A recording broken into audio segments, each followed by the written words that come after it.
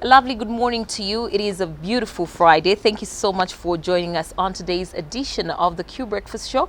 We do have a lot jam-packed for you today on our show. All you have to do is sit back and relax. We'll be giving you an update of what's happening with the weather, but today it's actually quite windy, so you might want to take up something that is warm as you go to your various workplaces or just relaxing at home. Still to come on our breakfast show today, we will be talking to Mr. Mukondo Chendela Erasmus, who is going to be talking about the recent proposed hike in fees for various positions and the 30 days of registration for voters.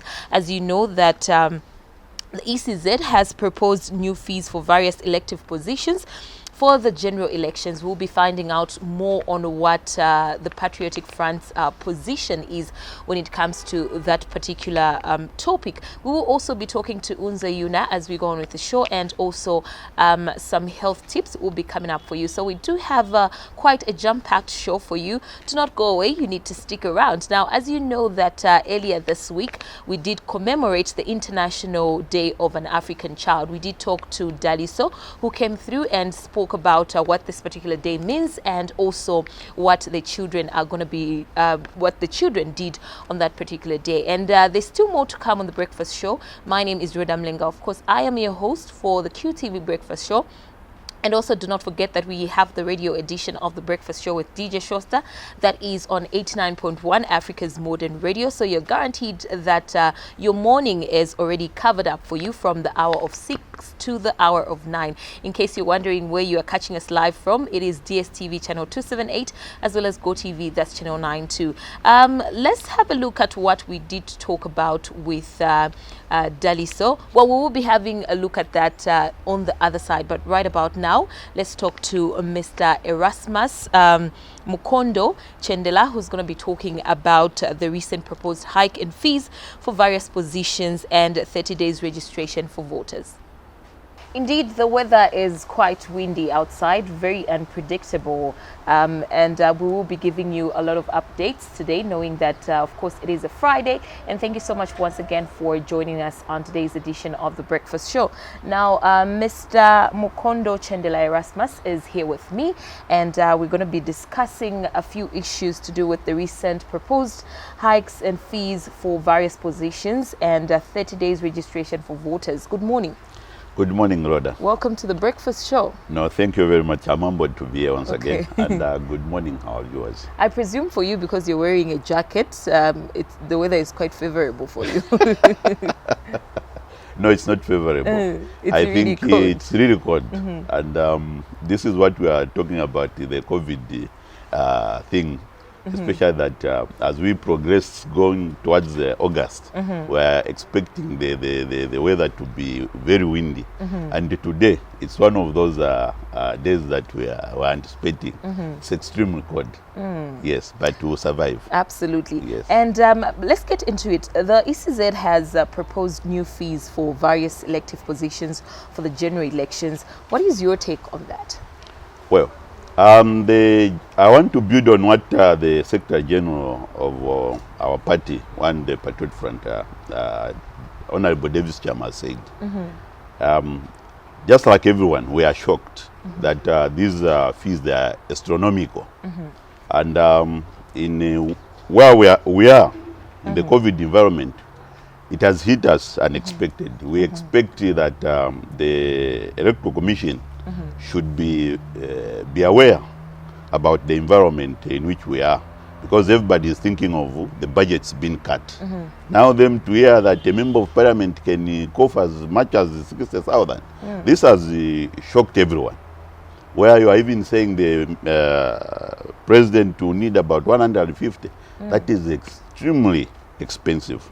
So we know that democracy is expensive, but it should be expensive on the process itself, not to individuals, those who are to participate.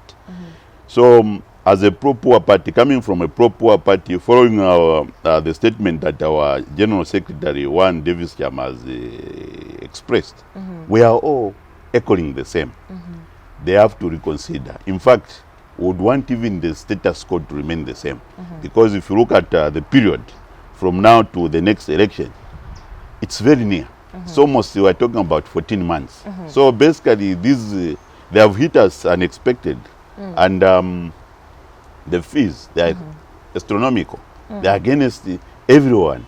So I think they are not being democratic, and they are not moving in tandem with what is happening on the ground, especially that we are in the COVID environment, where our budgets, all of us, they have been affected. The way the economic activities were happening in 2016, it's totally different from the way it is happening today. People, they don't have the cash takings they used to go with. So that's what they must consider. So we would want the status quo to remain the same until maybe in 2026 somewhere there. That's why they can propose such fees. But for now, we know that the ECZ, it is a government institution, and it has that privilege of lobbying money from the Treasury itself. And the Treasury, they are very much aware that this process of democracy, it's a constitutional matter. So we should not try to hear or pass on the burden to the people, the participants, the independents, the women and the youths.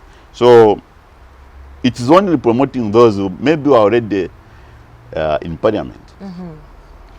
How will the fees affect the participation of young people in the process? Because I have seen quite a number of young people come to speak out to say this is not favorable for the youth. Rhoda, you have already said, you have heard our youths.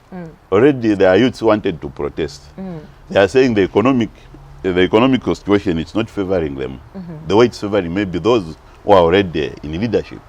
So basically, it's not not welcome. It's hitting the youths to the west now. Where will you find the youths who can have 60,000 to participate into our democracy as a member of parliament? Or if somebody as a youth wanted to stand as an independent, will you be able to come up with the 60,000? Or where can you find a youth who can have 150,000 to just make sure that you want to be participating as a political party to come and stand as a president, or a woman? So basically, this it's anti-youth, it's anti-women, and then also the people who are poor. And for us as the Patriot Front, we are a pro-poor party. We want the poor people to participate. We want our youths to participate. We want our women to participate. So coming up with such astronomical fees, it will disadvantage us, disadvantage a lot of our poor youths in the Patriot Front. But also looking at some of the fees that you were able to see there, what is your proposition? What would you propose for things to be changed? Our proposal is very simple. Let's see, especially that we are in a COVID environment, as I've already said, we're expecting fees to be cut. I think the situation should just stand as it was in 2016. The fees were introduced in 2016. They were even at that time, they were astronomical, according to our people on the ground at that time. So basically, those 5,000, the 10,000 they used to contribute, the 22,000 I remember, they are still very high. So our advice to our electoral commission, if they are thinking of raising money to meet their 1.something billion on participants, it's unfortunate. They should look at other traditional ways of raising the resources. Because as we already know, democracy, whether we want it or not, it's an expensive process. So basically, putting the burden, passing on the burden to the participants, it will be very difficult. And I think it will be a big drain on the political parties themselves. Already we have this challenge. Political parties themselves do not have enough resources to mobilize, to make sure that they go around the nation to sensitize the people about the election themselves. So if you are talking about now bringing another bottleneck, it's unfortunate. Yeah. So our proposal is that the ECZ, whether they like it or not, they should do at the situation the way it stands.